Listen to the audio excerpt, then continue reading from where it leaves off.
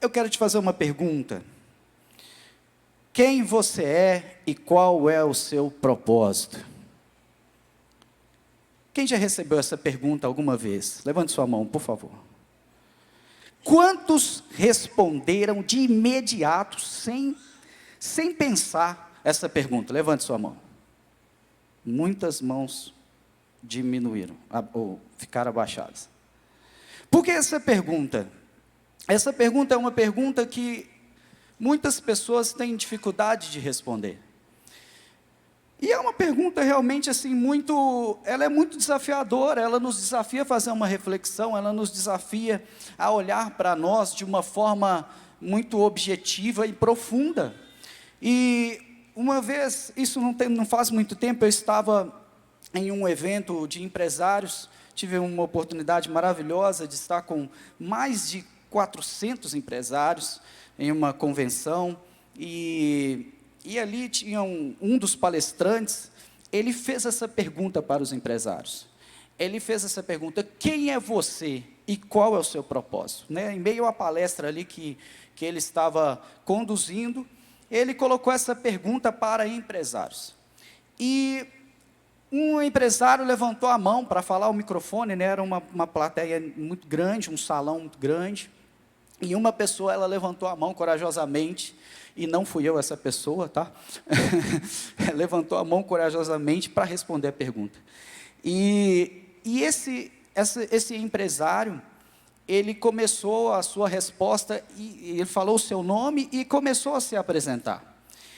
E depois dessa apresentação, o palestrante tomou ali de volta a palavra e ele disse: olha, eu sinto em te dizer que você não sabe quem você é e nem sabe qual é o seu propósito.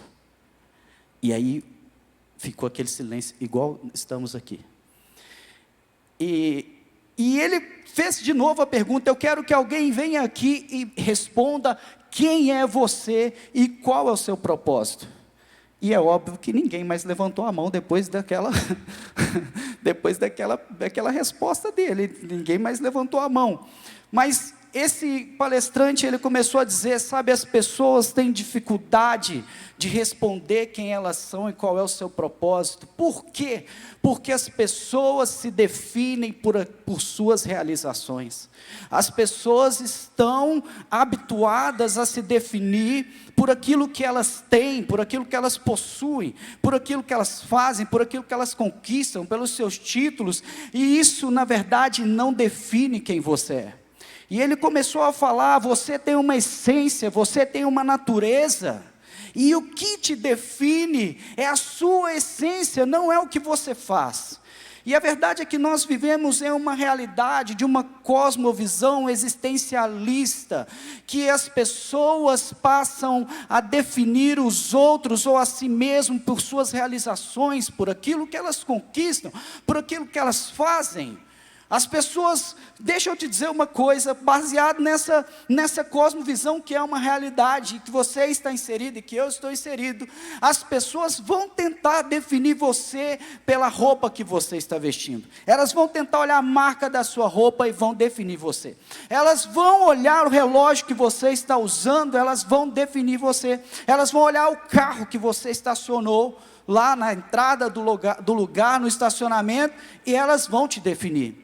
As pessoas vão definir você pelas companhias que você anda, elas vão tentar definir você pelos lugares que você acessa, pelos restaurantes que você frequenta, as viagens que você faz, elas vão tentar definir você pelas fotos que você posta nas redes sociais, mas isso não é o que te define. O que te define é o que está escrito na palavra de Deus, o que te define é que Deus falou ao seu respeito, o que te define é o que está escrito na Gênesis da sua vida. A sua vida não começa no final, ela começa no início. E o início, capítulo 1 de Gênesis diz: Deus criou o homem e a mulher à sua imagem e semelhança, assim os criou.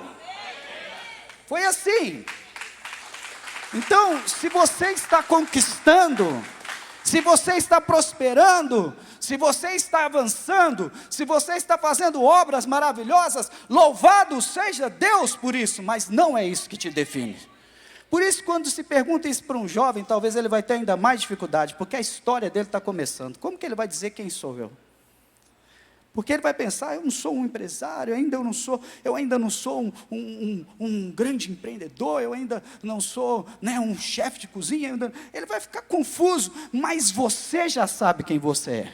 Você já sabe quem você é. Gênesis capítulo 1, versículo 26, a palavra de Deus diz assim: façamos o homem à nossa imagem, conforme a nossa semelhança, domine ele sobre os peixes do mar, sobre as aves do céu, sobre os animais grandes de toda a terra, e sobre todos os pequenos animais que se movem rente ao chão. Olha só, criou Deus o homem à sua imagem, a imagem de Deus o criou, homem e mulher o criou, e Deus os abençoou e lhes disse: sejam férteis, multipliquem-se, encham e subjuguem a terra, dominem sobre os peixes do mar, sobre as aves do céu, sobre todos os animais que se movem pela terra. Nós somos filhos de Deus, criados à imagem de Deus, à semelhança de Deus. O que Deus pensa está em você, o que Deus sente está em você, e o que Deus faz pode ser feito por mim e por você. Pode ser, porque Ele nos criou com esse poder e essa autoridade.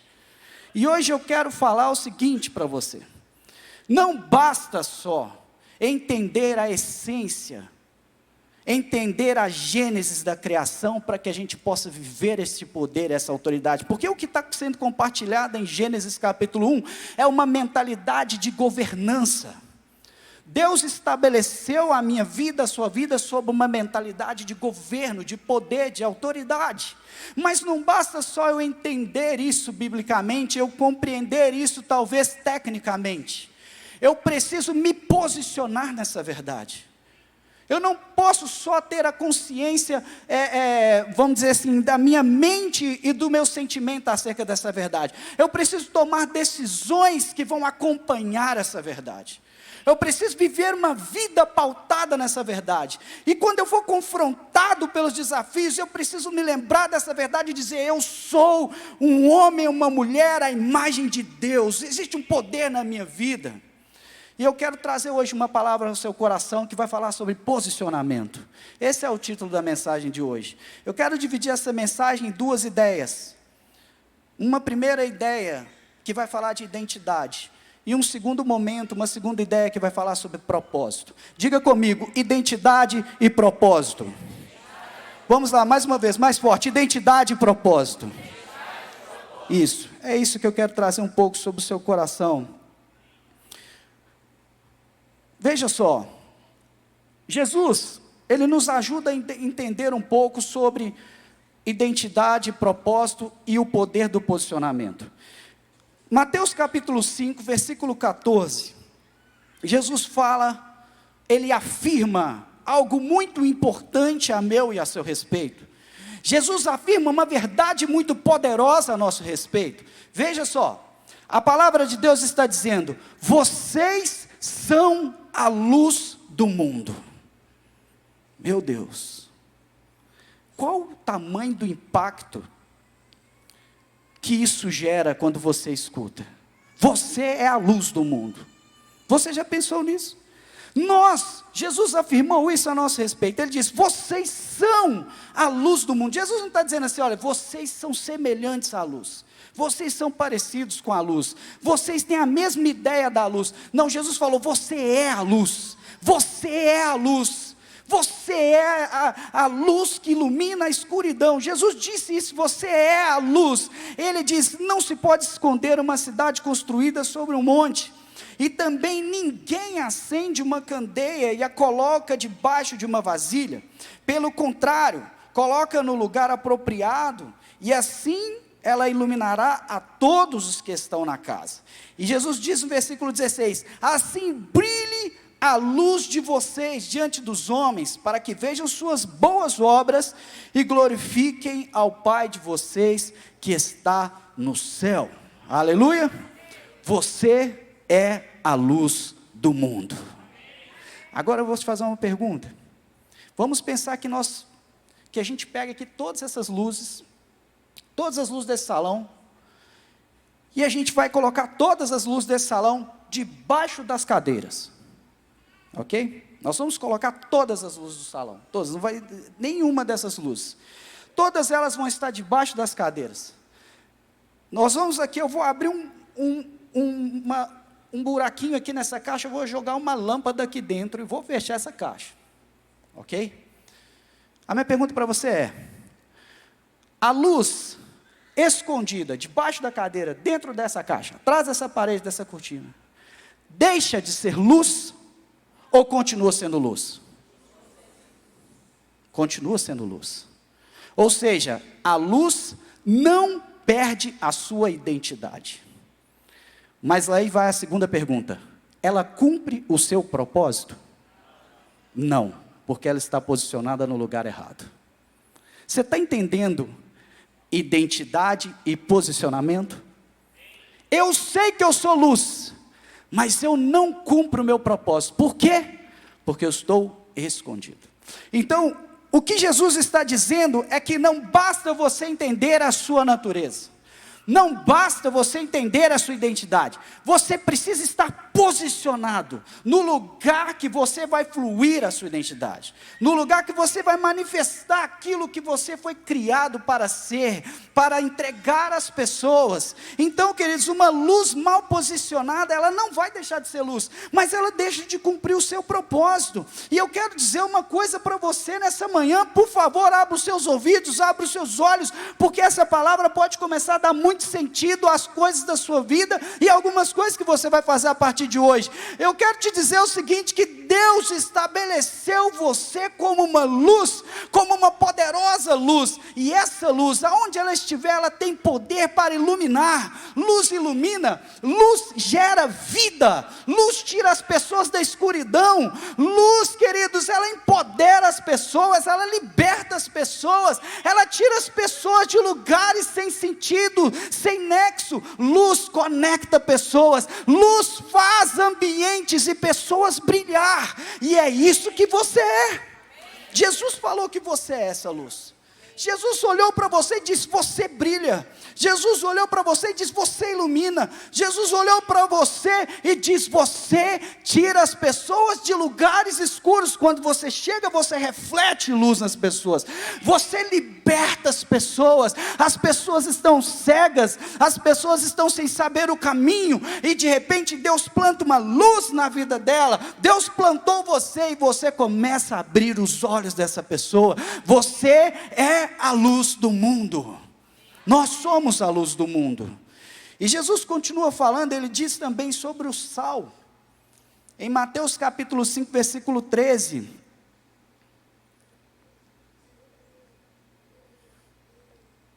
Jesus diz: vocês são o sal da terra. Mas se o sal perder o seu sabor, como restaurá-lo? Não servirá para nada, exceto para ser jogado fora e pisado pelos homens. Jesus disse: vocês são o sal dessa terra. Olha que poderosa essa afirmação. O sal, ele tem pelo menos 3 finalidades. Talvez alguns estudiosos aí que têm mais gabarito que eu para dizer sobre o sal, vão aqui falar muitas propriedades. Eu vou dizer apenas 3 que eu conheço, que são mais claras para mim. A primeira delas é conservar. O sal conserva. Então, quando Jesus diz: você é o sal dessa terra, Jesus está dizendo: você tem a capacidade de manter de pé coisas que poderiam cair. Já pensou nisso? Eu estou tão desanimado, eu vou cair, eu vou desmoronar. Jesus está dizendo: você conserva, você consegue dizer não, você não vai cair, você vai permanecer.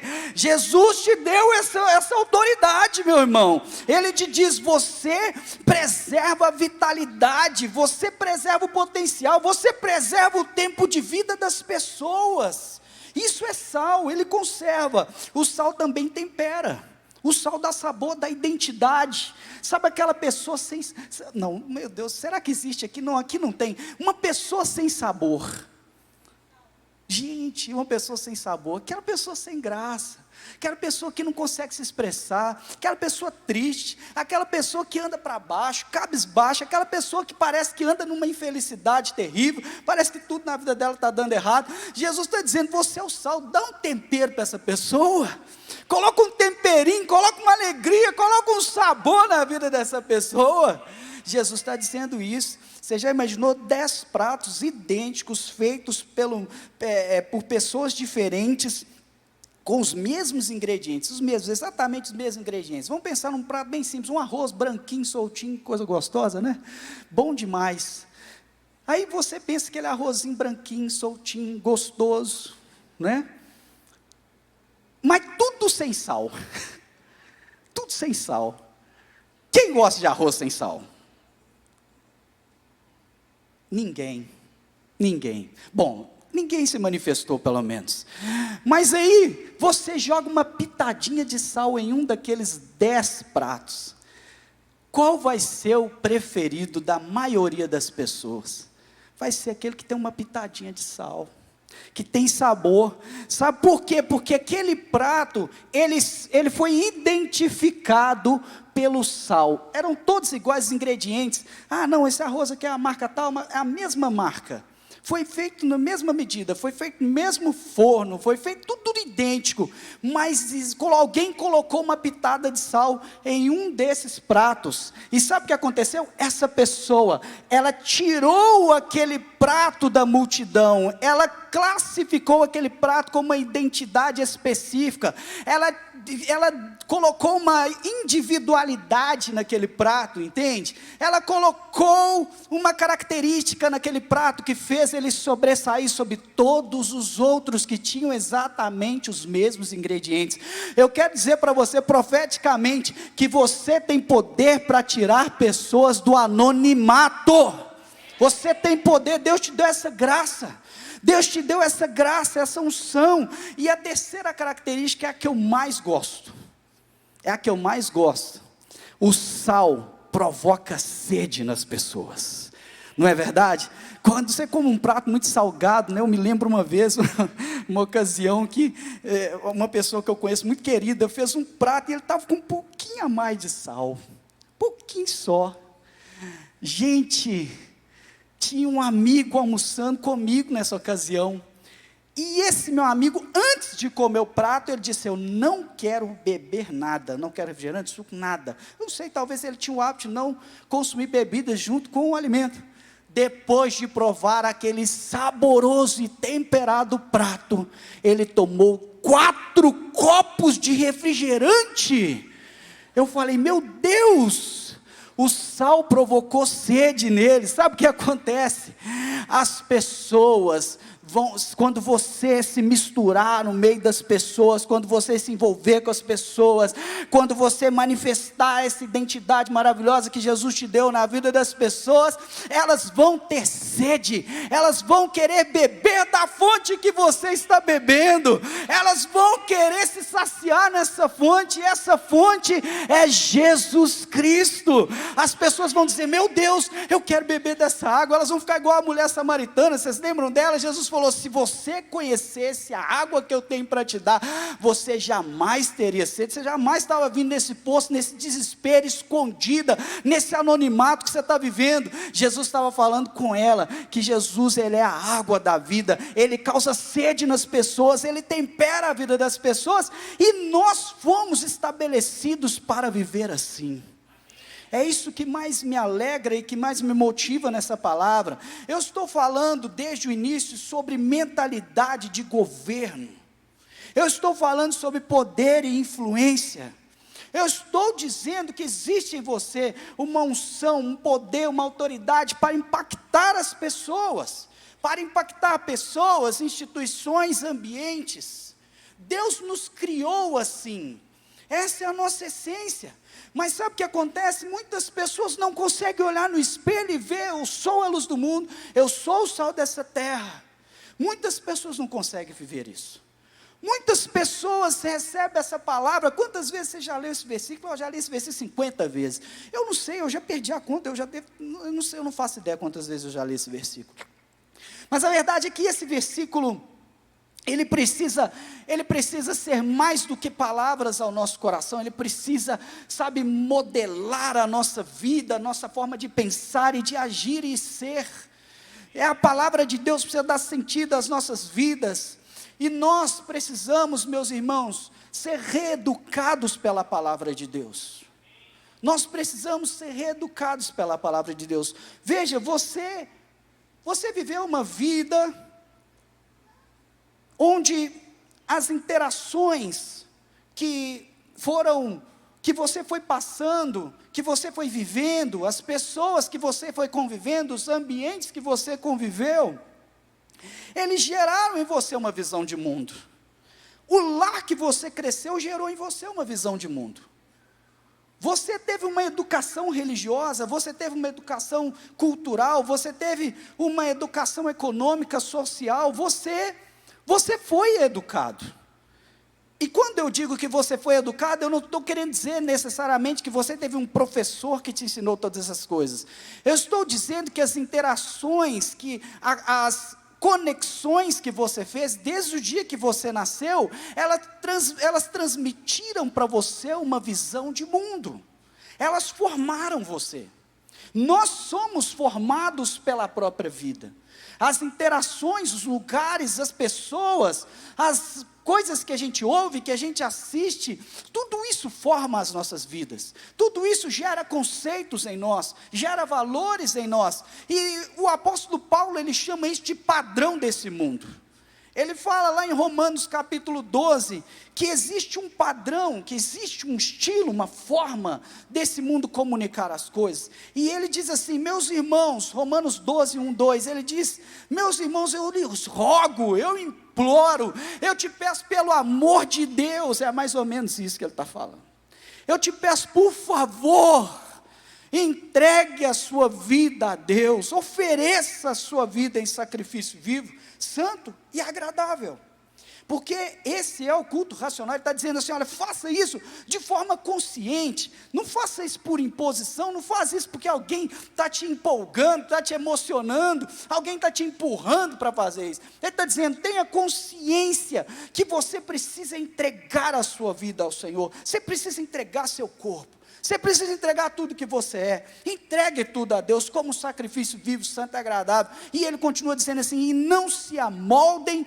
ao padrão deste mundo, olha só, está aí na sua tela, não se amoldem ao padrão deste mundo, mas transforme-se pela renovação da sua mente, para quê? Para que você possa experimentar a boa, agradável e a perfeita vontade de Deus. Olha só, tem coisas na nossa vida que precisam ser desconstruídas,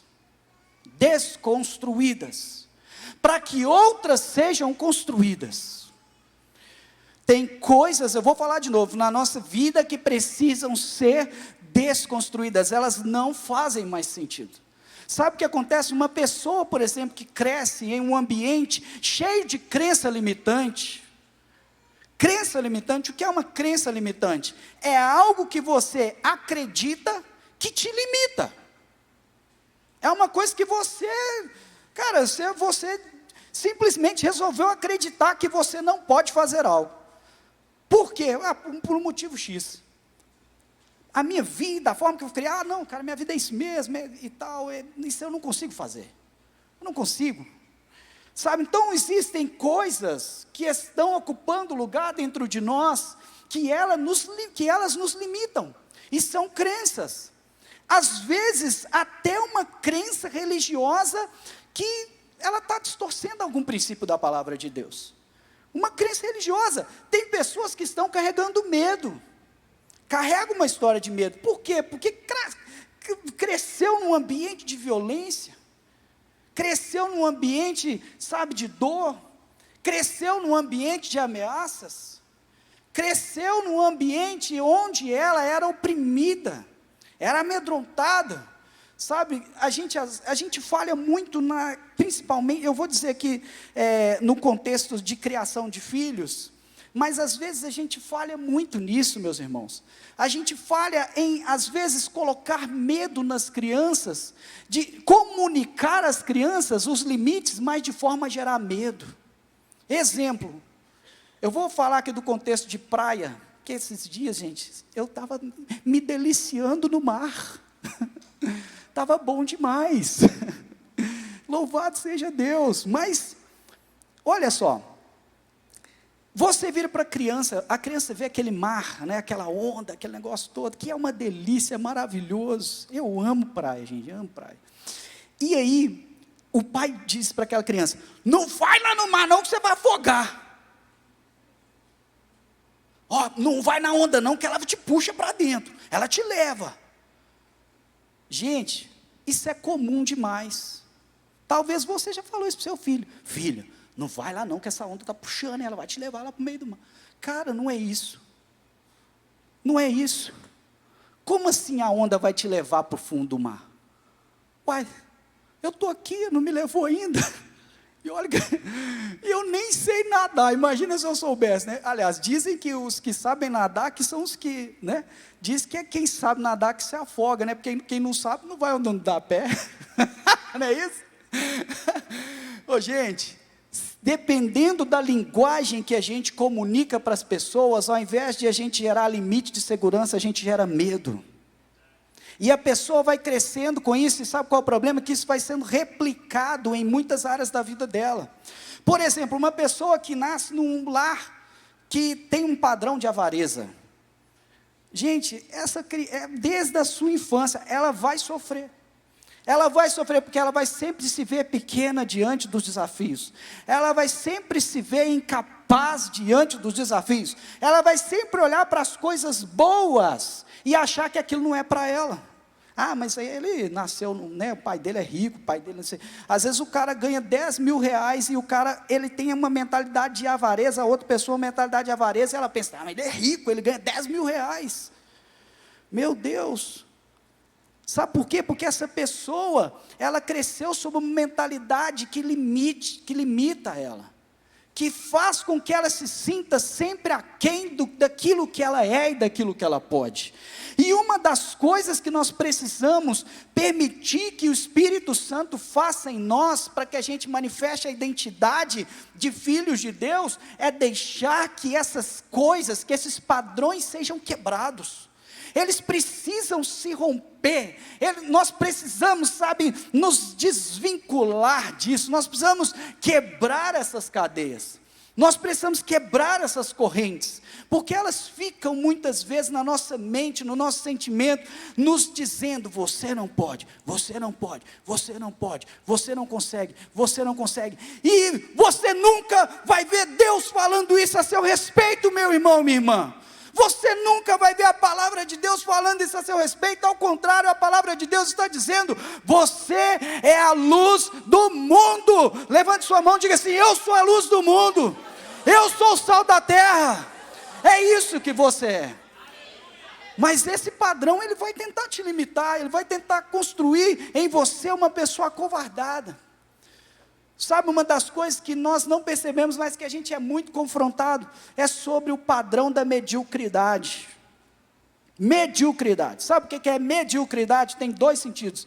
Mediocridade tem o sentido informal e o sentido formal. O sentido informal é você dizer assim, você já viu a pessoa falando: essa pessoa é medíocre. Em outras palavras, ela quer dizer assim: essa pessoa não é ninguém, ela não é nada.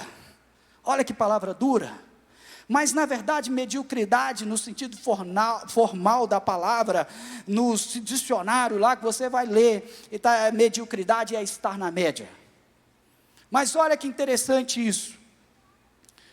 Vou fazer uma pergunta aqui, e por favor, se você já passou por isso, não tenha vergonha, levante sua mão, não vai te constranger de forma alguma, tá? Prometo, é leve. Quantos aqui, na sua infância, por motivo de, em alguma disciplina, não ter uma boa pontuação, e até correr o risco de perder o ano por causa daquela disciplina, tiveram que passar por uma, duas ou mais aulas de reforço para melhorar naquela disciplina? Por favor, levante sua mão. Muitas pessoas. Muitas pessoas. Pode abaixar, irmão. Obrigado. É que teve muitas.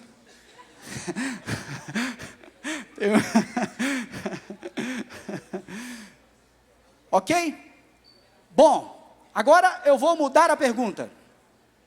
Quantos aqui, preste atenção, por ser brilhante, espetacular, sensacional, fora da curva, em alguma disciplina, foram colocados sob uma aula para que você fosse exponencial e o melhor naquela disciplina? Levante sua mão. Não, fica a mão levantada um pouquinho. Contei 5 aqui no salão. 6. Contei 6 aqui no salão. Sabe o que acontece? O sistema religioso do nosso país, eu não estou dizendo que ele é errado ou que ele é certo, ok? Por favor, não entenda isso como uma crítica, mas como uma observação. O sistema religioso que você foi educado, te trabalhou, te preparou para atingir uma média. Ele não te preparou para ser o melhor. E talvez seja até ofensivo dizer aqui hoje que nós deveríamos ter sido preparados para ser o melhor e o maior naquilo que nós éramos bons ou naquilo que somos bons. Talvez alguns possam entender isso até de forma ofensiva. Assim, não, mas como assim ser o maior? Ser o melhor? Talvez isso pode soar mal aos seus ouvidos. Mas falar que você se prepara para ficar numa média não faz mal para os seus ouvidos. Sabe por quê? Mentalidade. Precisa desconstruir isso.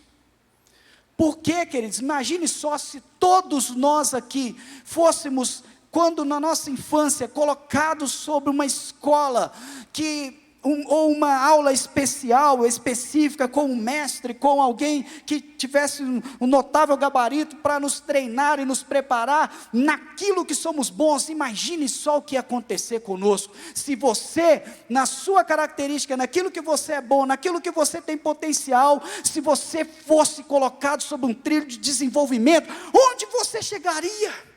Onde nós chegaríamos? Imagine agora quando todos nós juntos uníssemos o potencial de cada um de forma exponencial. Como seríamos? Qual seria o poder que a gente se moveria? Você entende?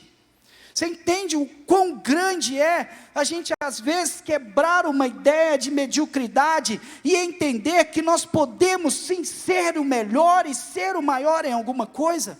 Nós podemos, a minha empresa, a sua empresa pode ser a melhor e a maior, a minha escola pode ser a melhor e a maior, a minha igreja pode ser a melhor igreja, sabe, a minha família pode ser a melhor família. Sim, pode ser, e isso não é pecado.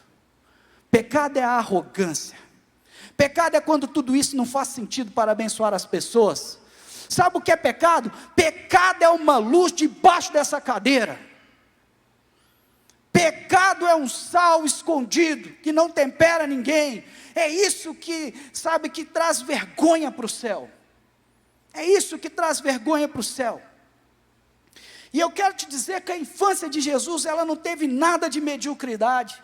A infância de Jesus não teve nada de mentalidade, de crença limitante. A palavra de Deus diz lá em Lucas 2,52, que Jesus crescia em sabedoria, em estatura e em graça, diante de Deus e diante dos homens. Jesus crescia, as pessoas viam o potencial de Jesus. As pessoas viam, Jesus, ele estava no templo, a Bíblia diz que, se eu não me engano, aos 12, eu não lembro a idade agora, eu não vou falar para não errar aqui, mas Jesus ainda criança, estava discutindo as escrituras com os mestres da lei. Jesus era exposto a lugares sombrios desde a sua infância. Por quê? Porque Jesus, ele manifestava graça, ele manifestava sabedoria, ele crescia diante de Deus e diante dos homens. As pessoas desde a infância viam o poder que havia naquele garoto. E tem que ser assim na minha vida e na sua vida. Tem que ser assim. Nosso progresso precisa ser notado, porque o nosso progresso abençoa as pessoas e os lugares que nós estamos. E eu queria dizer para você que Deus está trazendo para o seu coração hoje uma oportunidade de romper com essas coisas que tentam te limitar, que tentam limitar o seu potencial, que tentam limitar a sua frutificação, que tentam limitar o seu desempenho, que tentam limitar as realizações que você vai fazer na sua vida. Por quê? Porque limitando você, limita-se o ambiente que você está inserido, limita-se as pessoas que você vai se interar a elas, limita o seu universo. O diabo quer nos limitar, mas o Senhor nos criou para sermos criaturas, filhos exponenciais, empoderados, abençoadores. A palavra de Deus diz assim, João 8,32, vocês conhecerão a verdade e a verdade os libertará. A verdade liberta. Quando a gente permite que a palavra de Deus entre dentro de nós, ela nos liberta. É muito forte isso. Agora passando para a segunda etapa dessa palavra, propósito. Porque até então eu falei de identidade, eu falei daquilo que nós somos, mas tudo que nós somos tem um propósito. Tudo que somos, tudo que Deus colocou em mim e você tem uma finalidade, tem um destino, tem uma intenção, tem um objetivo. E o propósito das nossas vidas, o nosso principal propósito, o seu propósito, é frutificar. Fala bem alto, frutificar. É isso, é frutificar. Gênesis 1:28 diz assim: Deus os abençoou e lhes disse: sejam férteis, multipliquem-se, encham a terra, subjuguem a terra, dominem sobre os peixes do mar, sobre as aves do céu, sobre os animais que se movem pela terra. O Senhor olhou para nós quando nos criou e Ele disse: aqui está um multiplicador, está um abençoador, está uma pessoa fértil, uma pessoa que produz, que gera. Eu quero que você entenda o impacto disso, através da palavra de Deus. Por exemplo, na parábola dos talentos, Mateus capítulo 25, a partir do versículo 14, a Bíblia nos mostra 3 homens, 2 multiplicadores e 1 mantenedor. A Bíblia nos mostra essa história. E o Senhor, Ele diz: servo bom e fiel, para aqueles que multiplicaram. E Ele diz: servo mau e negligente, para aquele que manteve aquilo que recebeu. Eu vou te falar uma coisa que eu venho pensando e que tem me chocado muito. Me chocado no sentido assim de perceber a realidade, a importância de tratar aquilo que Deus coloca em minhas mãos.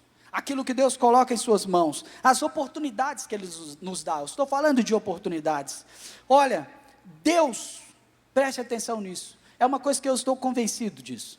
Deus não espera de nós, de mim, de você, uma devolutiva equivalente àquilo que Ele nos entregou.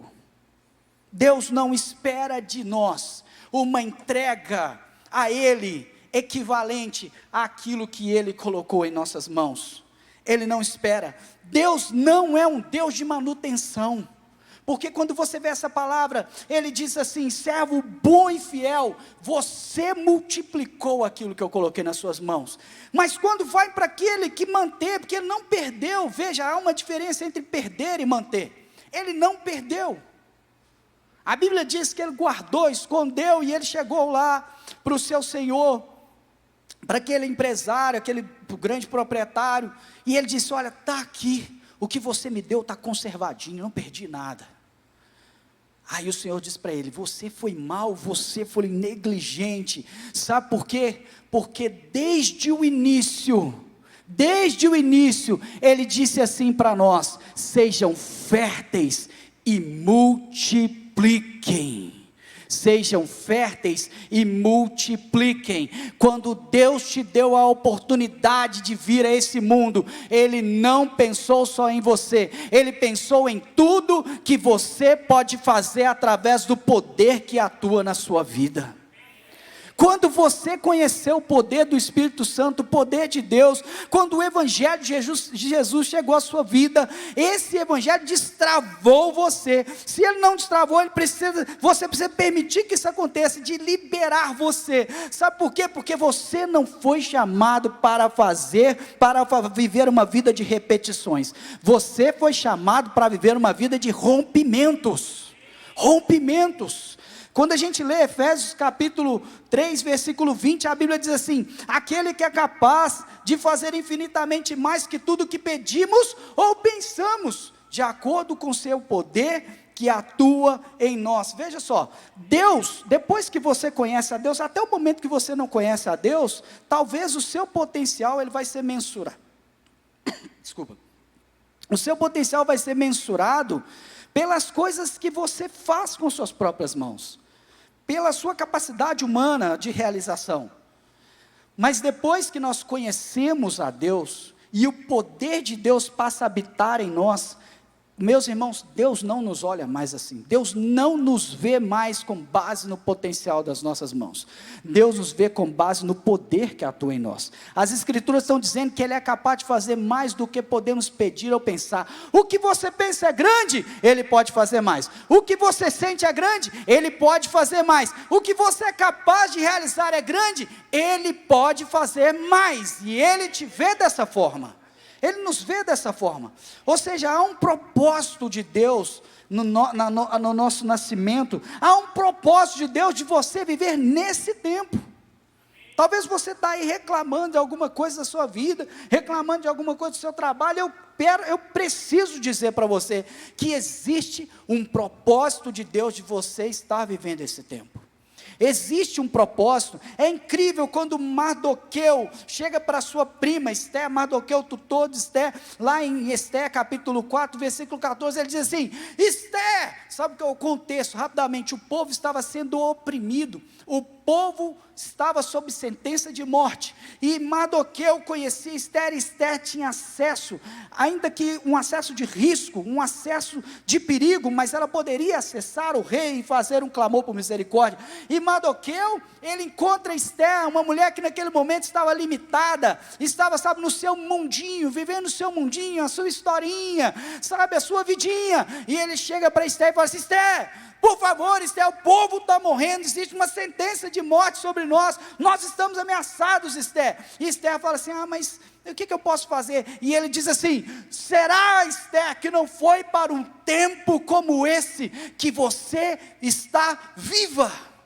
Eu quero dizer para você, você está vivendo um cenário de injustiça, nosso país um cenário de justiça, um cenário de caos, o que for, minha família passando por uma tribulação, minha empresa, será que não foi para esse tempo, para essa estação, que Deus levantou a sua vida, que Deus te preparou desde o dia do seu nascimento? Será que não foi para esse tempo? Porque às vezes nós ficamos recuados e pensando, acomodados, mas será que não foi para esse tempo? Será que não foi para esse tempo que nós estamos agora para viver um grande momento da nossa história chamado Light Place? Será, meu irmão, que não foi para esse tempo que Deus te prosperou e te abençoou para você viver e fazer a diferença? Será? Será que não foi para esse tempo que Deus preparou você para liderar esta célula que está à sua frente? Será que não foi para esse tempo que Deus preparou você para pregar para toda a sua família e salvar muitos da sua casa? Sabe, nós precisamos entender como Deus vem agindo na nossa vida. Para qual tempo Ele nos criou? Ele te criou para esse tempo, para essa estação. Eu quero trazer duas estatísticas para você.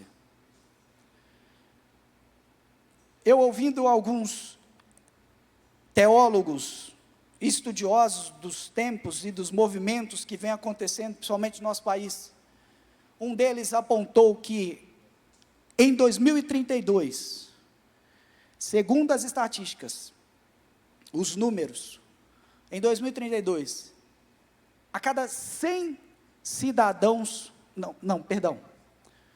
em 2032, 51% do nosso país vai ser evangélico. Isso é para se alegrar ou é para temer?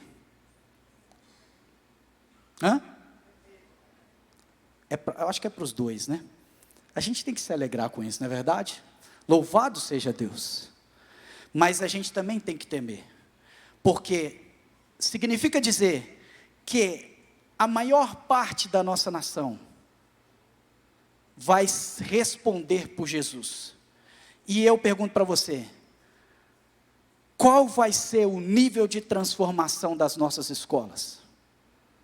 Qual vai ser o nível de transformação das nossas empresas? Das comunidades que vivemos? 51% das faculdades, escolas, universidades, tudo vai estar transformado por Jesus. Uau! É demais. 51%, meu irmão, é muita coisa. 51% do dinheiro do Brasil, meu irmão, é dinheiro demais. 51% das empresas do Brasil é empresa demais. 51% das faculdades, das escolas públicas do Brasil é muita escola. O ponto é, se isso não gerar transformação, pesará sobre nós um determinado juízo. Pesa sobre mim e sobre você uma responsabilidade de ser a luz, de ser o sal, de transformar as pessoas. Não basta só levantar uma bandeirinha escrito evangélico. Por sinal, esse termo está ficando cada dia até estranho. Mas o ponto é, qual é o impacto de transformação que esse 51% vai representar? E nós precisamos entender o nosso papel nisso. Eu estou falando de propósito. Propósito. Vou te dar outra estatística. Com base nas igrejas atuais, das grandes igrejas, a cada 100 cristãos, a cada 100 crentes, apenas 5 servem no púlpito. De cada 100 cristãos, 5 servem no púlpito. Ou seja, 5% do povo de Deus vai ter um trabalho aqui em cima. Um trabalho específico, uma missão, um propósito específico aqui nesse lugar. E os outros 95% vão fazer o quê? O que esses outros 95% vão fazer? Os outros 95% vão estar infiltrados nas áreas de influência, transformando pessoas pelo poder de Deus. É isso que precisa acontecer. Eles vão estar na política, eles vão estar na educação, eles vão estar nas artes, eles vão estar na família, eles vão estar na comunicação, eles vão se infiltrar nas áreas de influência para fazer a diferença. E sabe de uma coisa, meus irmãos? Isso me assusta, porque tem muitas pessoas ainda que estão enganadas, achando que servir a Deus é estar num púlpito. Essa aqui é apenas uma área de influência, a área da religião. Mas os outros 95% precisam estar conscientes que nos lugares que Deus te plantou, ali o Espírito Santo te empodera para gerar vida e transformação às pessoas. Ali o Espírito Santo te empodera para gerar vida de Deus nas pessoas. O Espírito Santo te empodera ali. E muitos, às vezes tem até um mal instruído, uma ignorância santa, de alguns que chegam nesse lugar aqui e dizem assim, eu estava lá no comércio, eu era um vendedor, eu era um empresário, eu era um tal, e eu larguei tudo para servir a Deus. Ignorância santa. Porque muitos vão ouvir isso e dizer assim, então o que eu vou fazer? Eu tenho que deixar meu trabalho, eu tenho que deixar minha habilidade, minha profissão para servir a Deus? Não, por favor, você precisa servir a Deus aonde Ele te plantou. Você foi ali naquele lugar, você está lá na sua faculdade, você está lá no hospital, você é um balconista. Não, eu estou no balcão, numa padaria. É ali que Deus vai usar a sua vida para influenciar pessoas. Sabe, você é um motorista de Uber, louvado seja Deus. Use a sua vida para influenciar pessoas. Não, Douglas, eu sou uma dançarina, eu sou um dançarino. Use a sua arte para influenciar pessoas. Eu sou um músico, use a sua música para influenciar influenciar pessoas. Eu sou um vendedor, eu sou um empreendedor, eu tenho uma empresa. Use tudo isso, influencie pessoas. Eu sou um cabeleireiro, olha que coisa maravilhosa. Você está colocando as mãos sobre a cabeça das pessoas, você está colocando as mãos sobre os pés das pessoas, você está fazendo uma unha ali, né? Como é que chama essa profissão, amor? Manicure. A manicure, gente, ela está colocando as mãos sobre os pés das pessoas. Faça isso com excelência, entregue para essa pessoa excelência, e pode ser o dia que você vai mudar a vida dela, sendo manicure, meu Deus do céu, aleluia, Jesus Cristo. Mas isso nos traz uma responsabilidade sobre o Brasil. 51% dos brasileiros evangélicos. A minha pergunta é: qual é a nossa meta de vereadores, deputados estaduais, federais, prefeitos, governadores, senadores e presidente para 2032? Qual é a minha meta? Eu vou ter 51% de influência e impacto no meu país. Quantos vereadores vamos eleger? Quantos? Seremos uma igreja de milhares, Light Place, aleluia. Quantos vereadores, deputados, reitores, professores nós vamos enviar? Quantos? Quem aqui está pensando em ser um político nos próximos 5 anos? Levante sua mão, por favor. Pode levantar, minha irmã. O irmão ele levantou e ficou de pé. Posso considerar um aqui?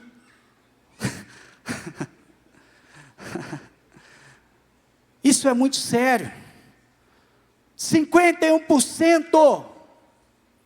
Nós temos que ter metas, nós temos que nos preparar, e nós temos que preparar os nossos filhos para ocupar os lugares que vão surgir. Deixa eu te dizer, meu irmão, minha irmã, lugares não ficam vazios, cadeiras não ficam vazias, alguém vai ocupar o lugar. Sabe, onde você não manifestar a sua voz, alguém vai falar, alguém vai influenciar, alguém vai determinar, alguém vai liderar, e o Senhor está nos chamando hoje para nos posicionarmos. Nós temos que nos posicionar. Aonde você foi plantado, aonde você está inserido. Mas como eu vou me posicionar? O que eu vou fazer? Como que eu chego lá na minha faculdade e faço a diferença? Como que eu chego na minha empresa e faço a diferença no business da minha vida? Olha só, a palavra de Deus diz lá em Marcos capítulo 10, eu não vou ler o texto aqui para ganharmos tempo, mas o Senhor Jesus, ele fala que, ele diz assim: nesse padrão desse mundo, as pessoas governam, as pessoas impõem uma liderança pelos seus cargos, mas no meio de vós, não vai ser assim. E ele vai dizendo: vocês vão servir uns aos outros, vocês vão servir, e quanto mais você servir, mais alto você vai estar. Aquele que servir, será o primeiro. Jesus disse: você quer ganhar autoridade e influência? Você quer ser notado? Sirva. Você já parou para imaginar que você está plantado numa empresa, e ali foi lhe dado possivelmente uma descrição ou uma orientação básica do serviço que é para ser realizado na sua caixa, no seu cargo? Existem pessoas que cumprem aquilo que foi determinado, muito bom, já é um bom começo, porque existem aqueles que não cumprem nem o que foi determinado. Mas já é um bom começo cumprir aquilo que foi determinado. Mas sabe o que gera influência? O que gera influência é quando você ser notado como o maior servo dessa empresa. Quando dentre todas aquelas pessoas, o seu chefe poder virar para você e selecionar você. Por quê? Porque você serve mais do que a média. Você entrega mais. Foi te dado uma responsabilidade, foi confiada em você uma tarefa, uma missão, mas você entrega mais. você entrega mais, você faz mais do que pediram, você trabalha mais horas do que necessário, se for preciso. Você é uma pessoa que se destaca, porque impõe mais habilidade, mais competência, mais entrega, mais esforço, e os seus números são notados, seus números são diferentes. Isso quer dizer que você está tomando influência nesse lugar. Sabe o que vai acontecer em algum momento? Em algum momento essa empresa, ela pode até mesmo ter uma proposta, em algum momento você pode ter uma proposta para sair dessa empresa. Uma proposta excelente do mercado. E aí você vai chegar para o seu chefe, para a sua chefia, e vai dizer, olha, eu quero agradecer, eu estou saindo da empresa, aí o seu chefe ele vai, assim, muitas vezes, ele vai manter a sua postura, mas por dentro, meu irmão, ele vai estar revirado, ele vai estar assim, meu Deus, o que eu vou fazer? Ele já vai começar a pensar no déficit profissional que ele vai ter com a sua saída, sabe por quê? Porque você é um cara que faz mais do que foi pedido. Você é uma menina, uma mulher que faz mais do que foi pedido. Você assumiu um lugar de influência ali. Você é notada. Aquela empresa, ela olha para você, ela fala assim, meu Deus, nós precisamos dessa pessoa. Nós não conseguiremos manter a excelência sem essa pessoa. Sabe o que vai acontecer? Ou ele vai te promover horizontalmente ou verticalmente. Verticalmente, vai subir você de cargo. Horizontalmente, vai colocar uma premiação, um salário, alguma coisa ali no seu cargo, e ele vai te valorizar mais. Vai acontecer isso. Agora, nós estamos falando de influência, nós estamos falando de propósito. Para ganhar influência, para ganhar autoridade, eu sirvo mais. Mas não basta só servir mais. Sabe uma coisa que a igreja precisa fazer? A igreja precisa se preparar para ocupar lugares de influência. Isso que eu estou falando, meu irmão, não é um assunto que é falado todos os dias. Portanto, eu quero declarar hoje sobre a sua vida que isso vai perturbar a sua mente e o seu coração. Num bom sentido, entende? Não estou falando de perturbação maligna, eu estou falando de perturbação no sentido de mexer com você, no sentido de despertar a sua missão, de despertar a unção de Deus na sua vida. Sabe, eu quero declarar isso sobre a sua vida, que isso vai mexer com você, porque Deus te plantou em lugares, e nós precisamos todos os dias nos preparar um pouco mais, porque vão surgir cadeiras com níveis maiores de influência, vão surgir postos, cargos, lugares, ambientes com níveis maiores de influência. E nós precisamos estar preparados, porque senão alguém incapaz, alguém sem temor, alguém sem a referência de Cristo, vai ocupar aquele lugar, vai ocupar aquela posição, e vai estabelecer uma cultura fora dos princípios do reino de Deus. Porque, meus irmãos, muitas vezes a gente fala sobre atuar nas áreas de influência, e as pessoas se limitam a dizer sobre a pregação do Evangelho. Mas não é só a pregação do Evangelho. Jesus não ensinou só isso em Mateus 28, 19. Jesus disse assim, ide por todo mundo, pregar o Evangelho a toda criatura, batizando-os em nome do Pai, do Filho e do Espírito Santo, e ensinando-lhes a guardar os meus mandamentos. Jesus falou, você vai pregar, mas você também vai ensinar a cultura do reino de Deus. Você vai ensinar as pessoas a fazer a maneira de Deus. Então, quando você está lá na sua empresa, você vai comunicar o Evangelho de Jesus através da pregação da palavra? Vai. Você vai falar que Jesus salva, que Jesus liberta? Vai. Mas sabe uma coisa que é tão importante quanto isso? É o seu estilo de vida. É a sua vida comunicando os princípios do reino de Deus. Ao ponto das pessoas se constrangerem em fazer aquilo que é errado na sua presença. Talvez elas vão até fazer, mas vão fazer escondido. E quando você descobrir, elas já sabem, elas vão te ouvir, e de repente, sabe o que vai acontecer? Elas vão começar a pensar 2 vezes antes de cometer determinadas atitudes. Por quê? Por causa da cultura cristã que é manifesta através da sua vida, que traz um ambiente de justiça para aquele lugar, que traz um ambiente de amor para aquele lugar, que traz um ambiente de perdão para aquele lugar. Então, isso é se posicionar como influência. E eu quero trazer aqui, eu quero finalizar essa palavra junto com vocês, com um exemplo, com um princípio muito poderoso que está ligado ao propósito. Todos nós temos as promessas de Deus a nosso favor, amém? Existem promessas de Deus liberadas para a sua vida, e alguns de nós, ou até eu digo a maioria de nós, já receberam inclusive uma palavra profética, que te empodera e que transmite para você um senso de propósito específico. Muitos de nós receberam palavras de Deus, que elas definem uma área de atuação, ou definem um chamado específico para a sua vida, e sabe, meus irmãos, isso está ligado também ao propósito de você estar aqui vivendo esse tempo. Jesus, ele encontra a mulher samaritana, aquela mulher com uma vida, uma história tão triste, uma vida de dores.